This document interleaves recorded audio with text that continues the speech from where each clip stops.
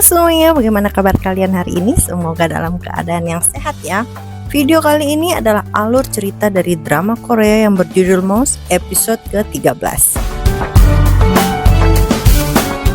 Tapi sebelum itu jangan lupa untuk subscribe channel ini agar kami makin semangat untuk upload video lainnya. Dan agar tidak ketinggalan update terbaru, jangan lupa untuk aktifkan tanda loncengnya. Dan jangan lupa juga untuk like, comment, and share video ini ya.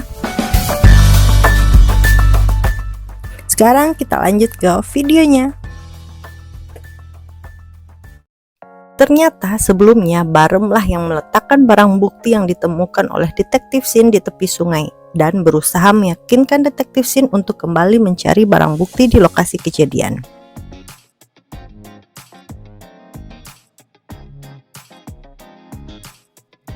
Setelah mengetahui hasil tes DNA pada barang bukti yang ditemukan oleh detektif Shin, Mochi pun mengajak Barem untuk kembali ke lokasi kejadian dan menceritakan pada Barem hasil tes DNA yang ia ketahui. Ternyata DNA yang terdapat pada barang bukti bukanlah DNA Bong Yi, melainkan DNA orang lain yang saat ini sedang berada di dalam sel tahanan.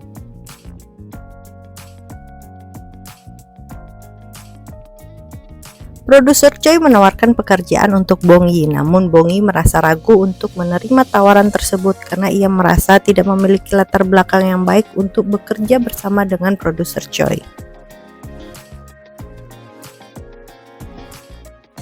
Malam harinya Bong Yi mendatangi rumah Yuna, namun ia tidak bertemu dengan Yuna. Tidak lama kemudian Barem datang mencari Bong Yi dan memberitahukan bahwa Yuna telah pindah. Barem juga memperlihatkan rekaman dari Yuna. Ternyata saat Barem bertemu dengan Yuna, Yuna mengucapkan terima kasih kepada Barem karena telah menolongnya. Yuna juga berjanji tidak akan memberitahukan siapapun dan akan melupakan perbuatan Barem yang dia lihat.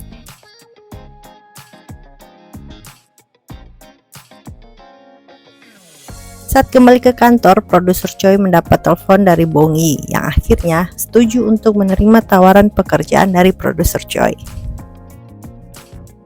Sedangkan Barem kembali mendatangi tempat persembunyian Daniel. Barem mengatakan bahwa ia hampir saja mencelakai Yuna. Namun karena Yuna berjanji untuk merahasiakan apa yang ia lihat, maka Barem membatalkan rencananya. Tetapi menurut Daniel, Barem memang tidak memiliki niat untuk mencelakai Yuna karena sisi baik di dalam diri Barem masih bisa menghalangi insting Dr. Sung dalam tubuh Barem.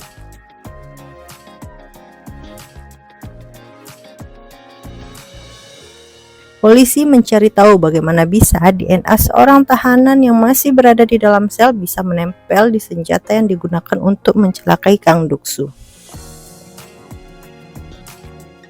Namun saat Mochi mengembalikan kamera milik produser Choi, ia kembali melihat video yang terekam di kamera tersebut. Ternyata di sepeda dari pria yang pertama kali menemukan Kang Duk-soo terdapat kamera. Untuk memastikannya, Mochi pun bertanya kepada Barem yang juga hobi bersepeda. Mendengar hal itu, Barem pun merasa bahwa ia terekam di kamera tersebut. Dan saat produser Choi datang ke ruangannya, ia juga melihat rekaman tersebut. Mochi langsung mendatangi rumah pria pemilik sepeda tersebut. Tidak lama kemudian Barem juga datang, namun sayangnya sepeda dan kamera tersebut telah dicuri oleh seseorang. Mochi pun mempertanyakan alasan Barem datang. Barem beralasan bahwa ia penasaran dengan kamera tersebut. Dan tanpa sepengetahuan Mochi dan Barem, ternyata produser Choi lah yang mengambil kamera tersebut dan melihat isi rekaman dalam kamera tersebut. Saat datang ke kantor, Barem bertanya pada Mochi mengenai hilangnya kamera sepeda tersebut. Namun belum diketahui siapa yang mencuri kamera tersebut. Mochi juga mencari tahu informasi mengenai data Lee Jae-sik, tahanan yang DNA-nya ditemukan dalam kasus Kang Duk-soo. Bong Yi akhirnya menerima tawaran produser Choi dan ikut bersama produser Choi untuk mewawancarai Lee Jae-sik. Saat sedang mendatangi lapas, Bong Yi bertemu dengan Dongkook yang sedang bertugas. Dan tanpa sengaja Bong Yi terjatuh. Salah seorang tahanan yang berada di dekat sana sangat ingin membantu Bong Yi, namun dilarang oleh Dongkook. Sementara itu, Mochi bersama dengan Barem juga menemui petugas lapas ingin menanyakan bagaimana sikap Lee Jae-sik selama ia berada di dalam tahanan. Namun di saat yang bersamaan, ternyata Bongi dan produser Choi sedang mewawancarai Lee Jae-sik. Mochi yang tiba-tiba datang marah melihat Bongi berada di lapas.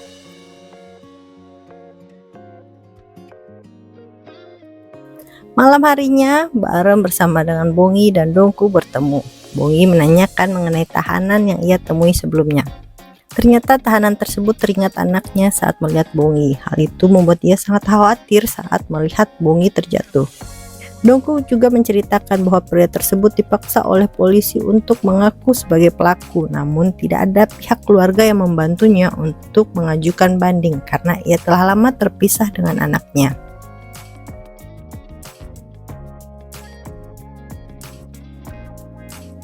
Bongi yang penasaran dengan kasus yang menimpa pria tersebut mencari tahu mengenai kasus yang terjadi beberapa tahun silam.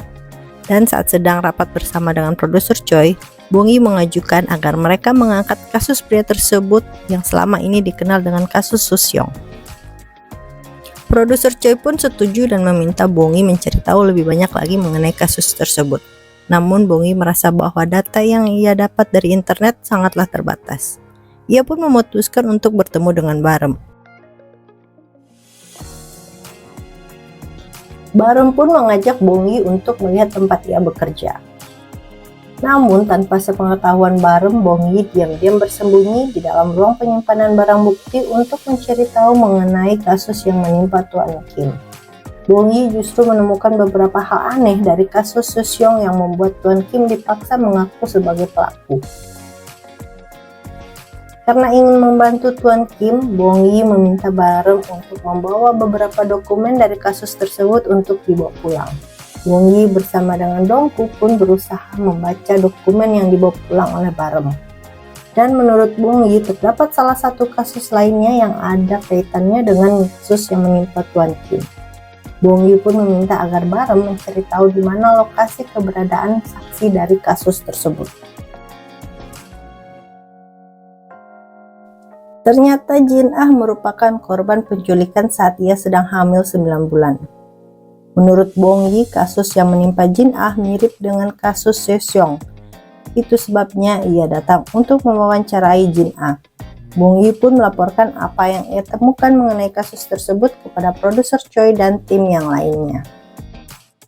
Produser Choi dan yang lainnya setuju, namun sayang pimpinan mereka tidak setuju karena takut jika kasus yang telah lama ditutup dan kembali dibahas akan mengganggu pihak kepolisian, kejaksaan, dan pihak terkait lainnya. Bongi merasa marah dan kecewa mendengar hal itu. Saat kembali ke kantor, Barem bertemu dengan seorang wartawan yang ingin mencari berita mengenai kasus Kang Dok-soo. Namun Barem justru mengatakan bahwa ia sedang menyusun sebuah kasus yang lainnya. Keesokan harinya, sebuah berita mengenai calon menantu dari seorang calon presiden yang merupakan ayah dari detektif Shin merupakan anak dari seorang tersangka kasus Susyong. Detektif Shin menceritakan kepada Barem dan Mochi bahwa sejak awal calon istrinya telah mengatakan semuanya. Detektif Shin juga telah mengatakan kepada kedua orang tuanya mengenai hal tersebut dan tetap menerima calon istri dari Detektif Shin. Produser Choi akhirnya mendapat persetujuan dari atasannya untuk melanjutkan acara mengenai kasus Susyong yang diperkirakan tersangka yang ditahan saat ini dipaksa mengaku oleh pihak kepolisian, dan produser Choi beserta tim ingin membuktikan bahwa apa benar Tuan Kim adalah tersangka sebenarnya atau ada tersangka lain dari kasus tersebut. Produser Choi bersama tim akhirnya memulai siaran mereka mengenai kasus Susyong. Setelah siaran, produser Choi mendapat telepon dari seorang yang tidak dikenal.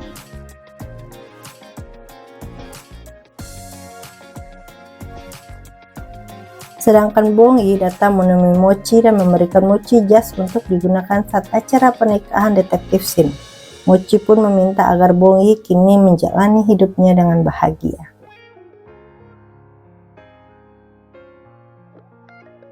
Namun polisi justru menyampaikan keberatannya terhadap acara yang ditayangkan oleh pihak produser Choi karena menurut kepolisian tidak ada yang salah dari hasil pemeriksaan mereka terhadap Tuan Kim.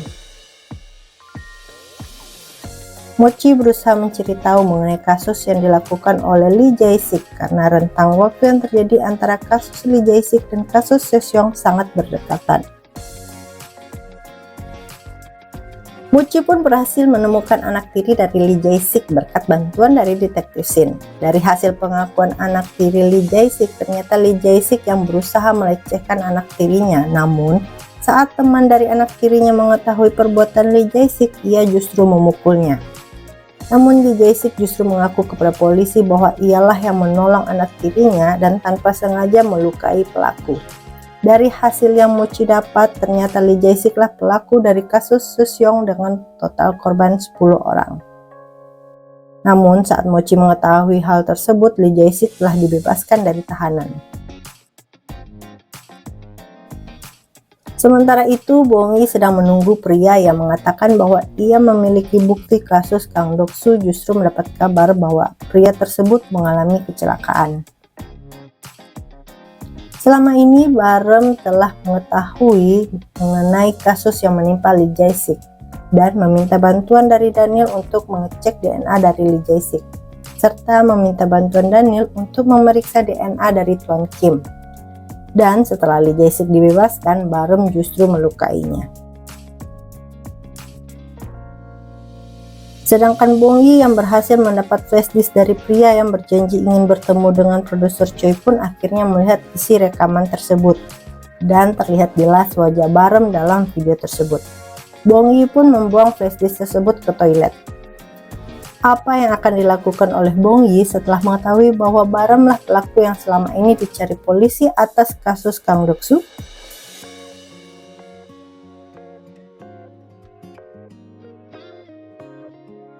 Sekian video kali ini, jangan lupa untuk subscribe, like, comment, and share video ini. Mohon maaf jika ada kesalahan, sampai ketemu di video selanjutnya.